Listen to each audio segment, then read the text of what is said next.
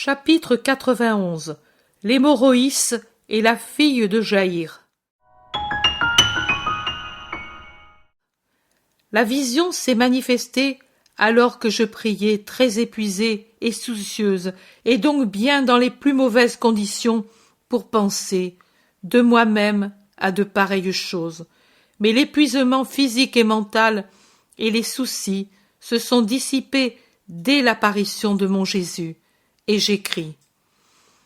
Jésus se trouve sur une route ensoleillée et poussiéreuse qui côtoie les rives du lac. Il se dirige vers le pays, entouré d'une grande foule qui l'attendait certainement et qui se presse autour de lui, bien que les apôtres jouent des bras et des épaules pour qu'il puisse passer, et élèvent la voix pour amener la foule à laisser un peu de place. Mais Jésus ne s'inquiète pas de cette bousculade. Dépassant de la tête la foule qui l'entoure, il la regarde avec un doux sourire alors qu'elle se serre autour de lui, répond au salut, caresse quelque enfant qui réussit à se faufiler dans la masse des adultes et à s'approcher de lui. Il pose la main sur la tête des petits enfants que les mères soulèvent au-dessus de la tête des gens pour qu'ils les touchent, tout en marchant lentement, patiemment, au milieu de tout ce vacarme et de ces continuelles bousculades qui ennuieraient tout autre que lui. Une voix d'homme crie « Faites place, faites place !» C'est une voix angoissée et que beaucoup doivent connaître et respecter comme celle d'un personnage influent, car la foule qui s'ouvre très difficilement, tellement elle est serrée, laisse passer un homme d'une 50aine d'années, vêtu d'un vêtement long et flou, la tête couverte d'un foulard blanc, dont les pans retombent le long du visage et du cou. Arrivé devant Jésus, il se prosterne à ses pieds et dit « Ô maître, pourquoi as-tu été absent si longtemps? Ma fille était si malade, personne ne peut la guérir. Toi seul, tu es mon espoir et celui de sa mère. Viens, maître, je t'ai attendu avec une angoisse infinie. Viens, viens tout de suite. Mon unique enfant est en train de mourir. » Et il pleure. Jésus pose sa main sur la tête de l'homme en larmes, sur la tête courbée, et que secouent des sanglots, et il lui répond « Ne pleure pas, aie foi, ta fillette vivra. Allons auprès d'elle, lève-toi, allons. » Jésus dit ces deux derniers mots sur un ton de commandement. Tout d'abord c'était le consolateur, maintenant c'est le dominateur qui parle. Ils se remettent en marche. Jésus a à son côté le père qui pleure, et il le tient par la main. Quand un sanglot plus fort secoue le pauvre homme, je vois Jésus qui le regarde et lui serre la main. Il ne fait rien d'autre, mais quelle force doit refluer dans une âme quand elle se sent ainsi traitée par Jésus.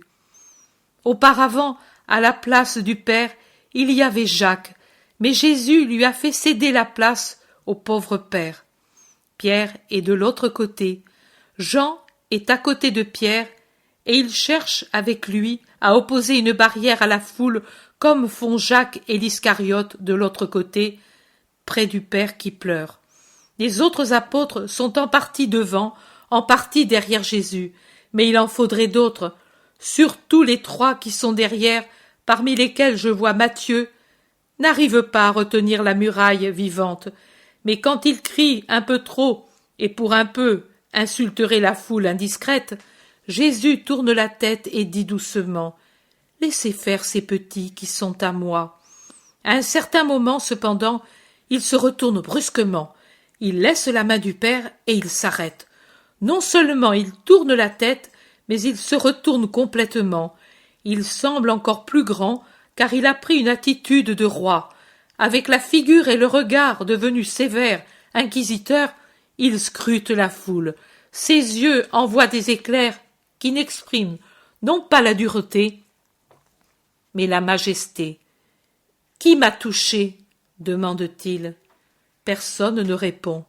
« Qui m'a touché, je répète ?» insiste Jésus. « Maître, répondent les disciples, tu ne vois pas comme la foule te presse de tous côtés. Tous te touchent, malgré nos efforts. » Qui m'a touché pour obtenir un miracle? Je le demande. j'ai senti un pouvoir miraculeux sortir de moi, parce qu'un cœur le demandait avec foi. Quel est ce cœur? Les yeux de Jésus s'abaissent 2 ou 3 fois pendant qu'il parle sur une petite femme d'environ 40 ans, très pauvrement vêtue et très ridée, qui cherche à s'éclipser dans la foule, à se dissimuler dans la cohue. Ses yeux doivent la brûler, elle se rend compte qu'elle ne peut s'enfuir, revient en avant et se jette à ses pieds, le visage presque dans la poussière, les mains tendues en avant, qui cependant n'osent pas toucher Jésus. « Pardon, c'est moi. J'étais malade. 12 ans que j'étais malade. Tout le monde me fuyait. Mon mari m'a abandonnée. J'ai dépensé tout mon avoir pour qu'on ne me considère pas comme déshonorée, pour vivre comme tout le monde. Mais personne n'a pu me guérir. Tu vois, maître, je suis vieille avant l'âge. Ma force s'en est allée avec ce flux inguérissable, et avec elle ma paix. On m'a dit que tu es bon. Celui qui me l'a dit a été guéri par toi de sa lèpre, et qui, pour avoir vu pendant tant d'années tout le monde le fuir, n'a pas éprouvé de répulsion pour moi. Je n'ai pas osé le dire avant. Pardon, j'ai pensé que si je te touchais, je serais guérie. Mais je ne t'ai pas rendu impure. J'ai à peine effleuré le bord de ton vêtement, là où il traîne sur le sol, sur les ordures du sol. Moi aussi je suis une ordure, mais je suis guérie. Que tu sois bénie. Au moment où j'ai touché ton vêtement, mon mal s'est arrêté. Je suis redevenue comme toutes les femmes. Je ne serai plus évitée par tout le monde. Mon mari, mes enfants, mes parents pourront rester avec moi. Je pourrai les caresser. Je serai utile dans ma maison. Merci Jésus, bon maître, que tu sois éternellement béni. Jésus la regarde avec une infinie bonté. Il lui sourit et lui dit: Va en paix, ma fille, ta foi t'a sauvée. Sois définitivement guérie, sois bonne et heureuse. Va. Pendant qu'il parle encore, arrive un homme, un serviteur, je pense. Il s'adresse au père, resté pendant tout ce temps dans une attitude respectueuse, mais tourmentée, comme s'il était sur la braise. Ta fille est morte. Il est inutile d'importuner le maître davantage. Elle a rendu l'esprit, et déjà les femmes chantent les lamentations. La mère t'envoie dire cela, et te prie de venir tout de suite. Le pauvre père pousse un gémissement. Il porte ses mains au front et le serre en se comprimant les yeux et en se courbant comme s'il avait reçu un coup. Jésus, qui paraît ne devoir rien voir ni rien entendre, attentif comme il l'est à écouter la femme et à lui répondre, se tourne au contraire et pose la main sur les épaules courbées du pauvre père. « Homme, je te l'ai dit, aie foi, je te répète, aie foi, ne crains pas, ta fillette vivra, allons la trouver. » Et il se met en route en tenant étroitement serré contre lui l'homme anéanti. La foule, devant cette douleur et la grâce déjà survenue, s'arrête intimidée, s'écarte, laisse passer librement Jésus et les siens, et puis suit comme un sillage la grâce qui passe. Ils font ainsi 100 de mètres environ, peut-être plus, je ne sais pas calculer, et pénètrent toujours plus au centre du pays. Il y a un rassemblement de gens devant une maison de belle apparence qui commente à haute voix l'événement, répondant par des cris perçants à des cris plus aigus qui viennent de la porte grande ouverte. Ce sont des cris perçants, aigus, tenus sur une note fixe et qui semblent être dirigés par une voix plus aiguë qui s'élève toute seule et à laquelle répond un groupe de voix plus faibles, puis un autre chœur de voix plus pleines. C'est un vacarme qui ferait mourir quelqu'un qui se porte bien. Jésus ordonne aux siens de rester devant la sortie et il appelle avec lui Pierre, Jean et Jacques. Il entre avec eux dans la maison en tenant toujours serré le bras du père en larmes. Il semble vouloir lui infuser par cette étreinte la certitude que lui est là pour le rendre heureux. Les pleureuses, je dirais celles qui hurlent, en voyant le chef de famille et le maître, redoublent leurs cris. Elles battent des mains, agitent des tambourins, font résonner des triangles et sur cet accompagnement appuient leurs lamentations. Taisez-vous, dit Jésus, il ne faut pas pleurer. La fillette n'est pas morte, elle dort. Les femmes poussent des cris plus forts et certaines se roulent par terre, se griffent, s'arrachent les cheveux, ou plutôt font semblant pour montrer qu'elle est bien morte. Les musiciens et les amis secouent la tête devant l'illusion de Jésus. Ils croient bien qu'il s'illusionne, mais lui répète un « taisez-vous » tellement énergique que le vacarme, s'il ne cesse pas complètement, devient un bourdonnement et il avance. Il entre dans une petite chambre. Sur le lit est étendue une fillette morte, maigre, pâle, elle gît, déjà revêtue, et ses cheveux bruns sont coiffés avec soin. La mère, à droite, pleure près du petit lit et baise la petite main cireuse de la morte. Jésus, comme il est beau en ce moment, comme je l'ai vu peu de fois. Jésus s'approche avec empressement. Il semble glisser sur le sol en volant, tant il se hâte vers ce petit lit. Les trois apôtres restent contre la porte qu'il ferme au nez des curieux. Le Père s'arrête au pied du lit. Jésus va à la gauche du lit, il tend la main gauche et prend avec elle la petite main de la morte qui s'abandonne. J'ai bien vu, c'est la main gauche de Jésus et la main gauche de la petite. Il lève le bras droit en portant sa main ouverte à la hauteur de ses épaules et puis la baisse, comme quelqu'un qui jure ou commande. Il dit « Fillette, je te le dis, lève-toi !» Un instant où tous, sauf Jésus et la morte, restent en suspens. Les apôtres allongent le cou pour mieux voir. Le père et la mère regardent leur enfant, les yeux mornes. Un instant, puis un soupir soulève la poitrine de la petite morte.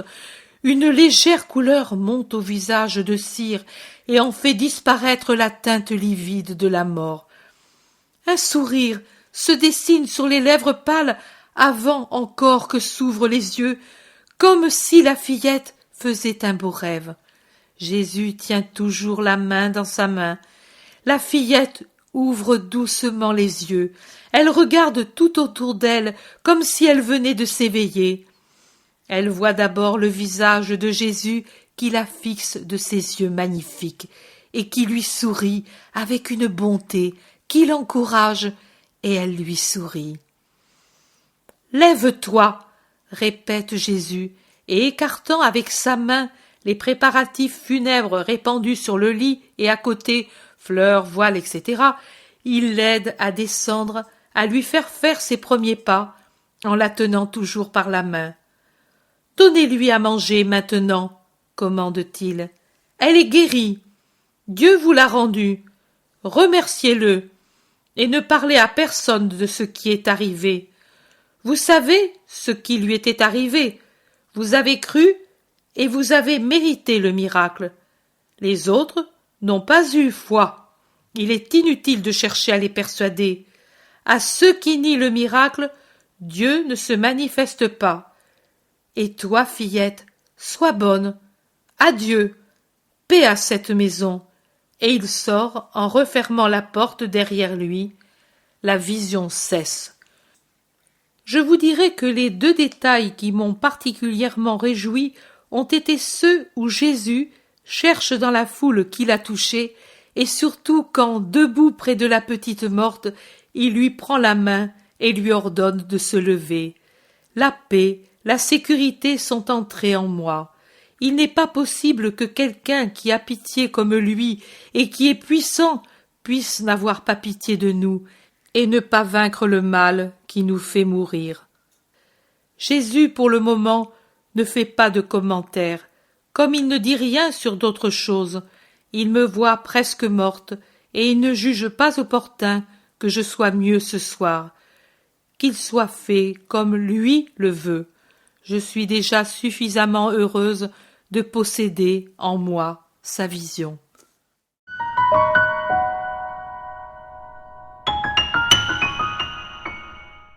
l'intérêt pour les écrits de Maria Valtorta ne cesse de grandir. Et les fruits récoltés, vocation, conversion, sont immenses. Visionnaire de la vie du Christ, de la conception de Marie jusqu'au début de l'Église, sa description des personnages, de leur psychologie, la précision des lieux où ils évoluent, des coutumes et mœurs de l'époque, est proprement sidérante et à ce jour inégalée.